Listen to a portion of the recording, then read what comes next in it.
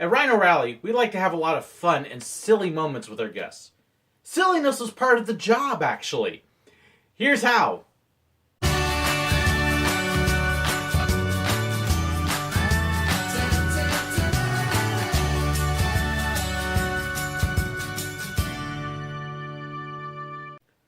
When working on Rhino Rally, we got asked a lot, what kind of ride is this? Well, about the best way we came up with to describe it was to think of Disney's Jungle Cruise, but on land with big trucks and live animals instead of animatronics. We had kind of the same joking, irreverent spirit around us. We would take the guests out around the animals, and we would point them out, and we'd let them get pictures, and we would tell them real facts. But we would also mix in a whole lot of silliness and dumb jokes and goofy moments, and we would have a lot of fun with the guests, sometimes occasionally at a guest's expense, and sometimes even at the expense of coworkers. As an example of some of the jokes, look over there, it's a Cape Buffalo. They're actually one of the most dangerous animals in Africa. Of course, if you had a face that ugly, you might be angry and dangerous too. Hey, look, flamingos! Or, as we know them better here in Florida, lawn ornaments. So, does anybody know where a flamingo gets its color from? That's right, what they eat. So, what would they look like if they ate a pack of Skittles? Hey, what do you mean you don't know what that is? It's an animal, can't you tell? Another way we would incorporate our surroundings was when we entered the rhino pen.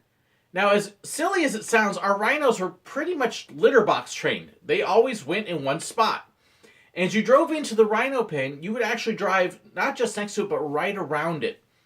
And so we would enter and we would say something like, hey, look, it's Mount Poop. Check out those wonderful fresh aromas of Africa. And that would usually get a really good reaction. As part of the fun, too, we weren't above doing silly accents and goofy behaviors. I remember one time one of my coworkers did the whole tour in a kind of a fake Irish brogue that was kind of funny. We had one guy that rapped the whole way around. I had actually picked up a little bit of a Texas accent. We'd spent a couple years down in Texas and I had learned to imitate it a little bit. And so I would occasionally do my whole drive in my fake Texan accent. And usually get some pretty good laughs over it because it was a little bit exaggerated. That over there is the elephants. They like to throw hay on their back. Why? Hey, I don't know. And I did the whole entire ride in this terrible Texan accent. Hey, look at that over there. That's a scimitar horned oryx, or maybe a giant marshmallow on a stick. All right, now, which way should we go, left or right? I don't know the difference. The whole entire time, and I've got people laughing, and we're having a great time. We pull up at the exit ramp, and I'm getting ready to let everybody out, thank them for a great trip, and one of the passengers gets off of the back of the Land Rover, walks up to the front, and says, hey, I'm from Houston. What part of Texas are you from? California. My poor coworker standing there to make sure we got off safely just about doubled over laughing because it was just that silly. So we would have a lot of fun with the guests. We'd have a lot of fun just being silly. It wasn't beyond us to actually pull some of this silliness on our coworkers as well. I had one time I pulled up to the loading platform and my manager was actually standing there loading guests onto the trucks. And as I pulled up, I decided to have a little bit of fun at her expense. Hey, I gotta go wee! And she just kind of looks at me because we're supposed to do 5 runs at a time and then we get a break. And I'm only like 2 or 3 runs into it. You gotta what?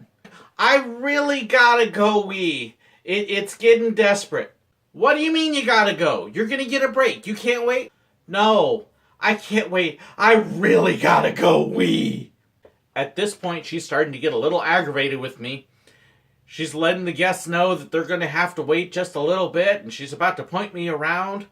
And then I did, I can't wait!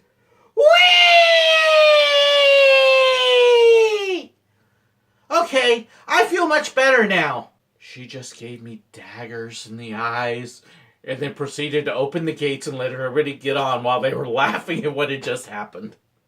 One of the fun things, too, with Rhino Rally was we would have a navigator. We would load 16 regular passengers in, and then we would have one extra one that we would put down in the very front seat next to the driver. This was our navigator, and we like to pick out people who are on their birthdays or special days, and we especially like to make sure they had a good sense of humor. That's because they were going to be the victim of every joke we told and everything that could go wrong. We would actually tell people at the beginning that if we get lost or something happens, it's their fault. If anything else goes wrong, it's their fault. So who are we going to blame? The navigator! And we would get everybody cheering and yelling, and the poor navigators usually kind of half sliding down the seat at this point. Especially fun when you had kids, because they would get so embarrassed. And we would make sure that we would pick on them in a joking, fun manner, not anything mean. Part of the ride, you came up to a spot where there was a choice between a left or a right turn. Well, if you went one direction, it would just take you right back to the beginning of the ride and you get to unload everybody.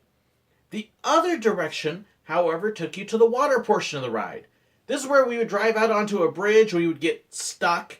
The bridge would break in a flood and we would float down the river out of control until we managed to find a safe spot that we could drive back up again.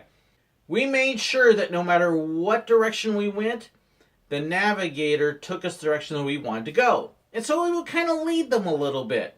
Hey, which way should we go, left or right? Well, you know what? I don't like that direction. I don't trust you. I'm going the other way. Or if they pick the right way, well, hey, then that was great. We just go that way. And usually the navigator's got a great time. We get lost and, again, we blame everything on them. However, every now and then we would get a navigator that was a little bit of a stick in the mud or just not so much fun or they didn't get into it. Or even occasionally we get one that wouldn't understand English. That was always fun. At that point, we would then start interacting with the rest of the people in the truck, which we tried to do anyways. And we probably picked somebody back there. In fact, one of my favorite memories was my next to last ride ever. I was actually a public school teacher at the time, and so this was kind of my side job I was doing for fun and relaxation. Well, my next to last ride, one of my students actually gets on and sits in the back row with her family. All right, target number one. I don't even remember much of anything about my navigator. I may not have even had one for all I know. But I sure remember I picked on her the whole time, while her family and friends loved it. So yes, just because you weren't the navigator didn't mean you weren't going to be the victim of the driver. And of course the water portion too was another opportunity to be silly. Now, drivers would tend to approach it in one of three ways or so. They may take it really seriously and get into the acting and try to make sure that everybody really felt like this was a real river and we were flooding down and it was going to be bad. And trying to do it a little more seriously was harder too because there wasn't quite enough water and it didn't look quite serious. You had others that didn't take it seriously at all and didn't seem to really care. And they would give this dry, flat delivery. Oh, look, the bridge broke. What are we going to do? I don't know. I always hated that. That was boring. And so I would ham it up. The bridge broke! What are we gonna do? Okay, everybody don't panic. Panic. In the case of an emergency, the person sitting next to you can be used as a flotation device. Hold on to them! Sir, you in the third row, you're not screaming. What's wrong with you? And I would ham it up that way the whole time, and we would just have a great time. That's one of the reasons why when they eventually closed the water portion of Rhino Rally, it just took so much away from the ride. They actually closed that and put in a whole new roller coaster called Cheetah Hunt. And that was kind of the beginning of the end of Rhino Rally. We known its days were numbered for quite a while before that, even back when I worked there back in 2005, 2006. But when Cheetah Hunt came in, you knew the ride was pretty much doomed. Shortly after Cheetah Hunt opened, probably within another year or two, they gave up on Rhino Rally as a whole because people quit riding it. Without the water portion, it just wasn't as much fun, and it eventually shut down, and it's gone now. Such a tragic loss because it was such a cool ride. Even when I wasn't working, anytime we were at the park, we'd always go on Rhino Rally just for the fun because it was a great time. So here's a quick trivia question for you. What does Rhino Rally and the shirt I'm wearing have in common? Ooh, there's something to think about. I even let you look at the back of the shirt. So now you got to look at the back, see if you can figure it out.